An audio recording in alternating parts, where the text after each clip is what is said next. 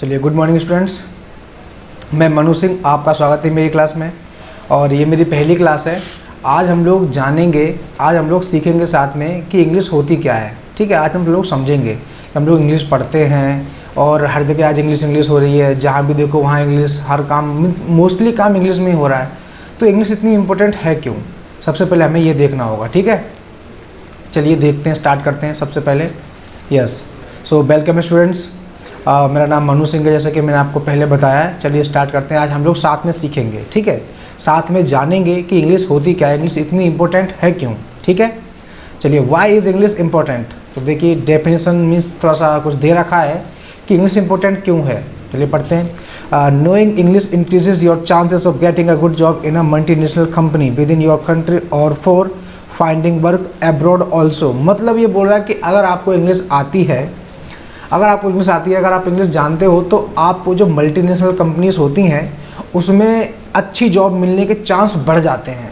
ठीक है, चांस बढ़ जाते हैं। और अपने ही कंट्री में नहीं, अपने ही देश में नहीं, अपने देश के बाहर भी। एब्रॉड का मतलब होता है अपने देश के बाहर। ठीक है, it is also a language of international communication. और यह एक भाषा भी है अंतर्राष्ट्रीय बातचीत करने की, अंतर्राष्ट्रीय संवाद करने की। ठीक है, अंतर्राष्ट्रीय जितने भी संवाद होते हैं, जितने भी बातचीत होती है हमारी, वो सारी मोस्टली इंग्लिश में ही होती है। ठीक है,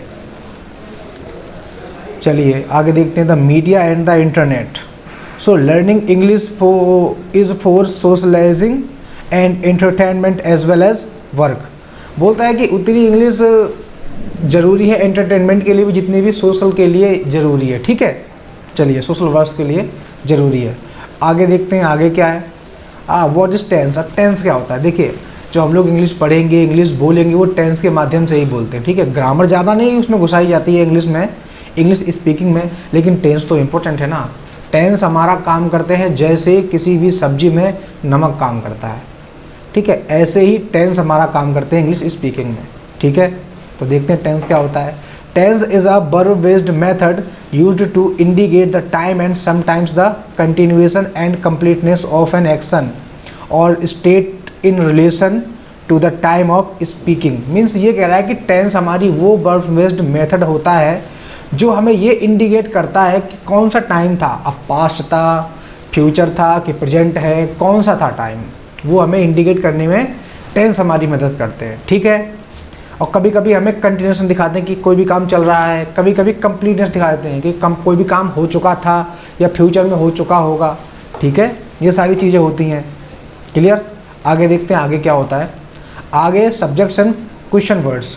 अच्छा, कुछ हमारे मेन सब्जेक्ट होते हैं, आप जानते होंगे। जैसे मैं बोलूँ दिस इज़ अ पेन, तो पेन है जो ये सब्जेक्ट है हमारा, लेकिन ये पेन है सिर्फ अपने आप को इंडिकेट कर रहा है। ठीक है, लेकिन हमारे 8 मेन सब्जेक्ट होते हैं। कौन कौन से, जैसे आप स्क्रीन पे देख रहे होंगे, ये he, see, it, name, I, you, be, they, ये 8 मेन सब्जेक्ट होते हैं हमारे। ठीक है, इनको मेन क्यों बोलते हैं, इनका रीजन है।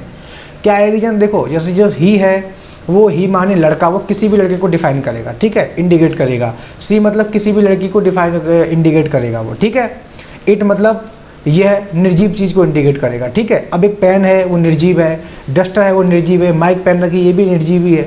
ठीक है, और नेम का कोई भी नाम हो सकता है, कोई एक नाम हो सकता है। अब पेन है तो पेन का भी एक नाम है। ठीक है, आई मीन्स मैं इंडिकेट करूँगा अपने आप को। ठीक है, यू मतलब तुम, वी मतलब हम, एक से ज़्यादा लोग, और दे मतलब वे, एक से ज़्यादा लोग। ठीक है, कुछ लोग की आदत होती है, बोलते हैं हम नहीं जाएंगे, लाइक मुग़ल ख़ानदान से हैं क्या वो, ऐसा कुछ नहीं होता है।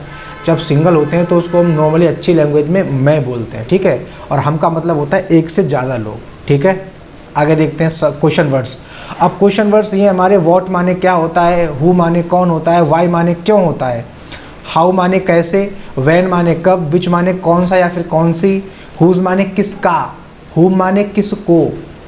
ठीक है, हुम माने किसको, हुज माने किसका, इसमें कंफ्यूज मत होना, और वेयर माने कहाँ। ठीक है, ये हमारे कुछ क्वेश्चन वर्ड्स होते हैं और ये हमारे कुछ सब्जेक्ट्स होते हैं। ठीक है, आगे चलिए आगे देखते हैं। Thank you so much students. मैं उम्मीद करता हूँ कि आपको जो मैंने समझाया, जो हम लोगों ने पढ़ा, जो हम लोगों ने आज समझा, वो हमको समझ में आया होगा। और अगर कुछ भी समझ में नहीं आया, फिर कोई आपको डाउट रह गया है, तो आप उसको कमेंट करिए और मैं ट्राई करूँगा उसको सॉल्व आउट करने की।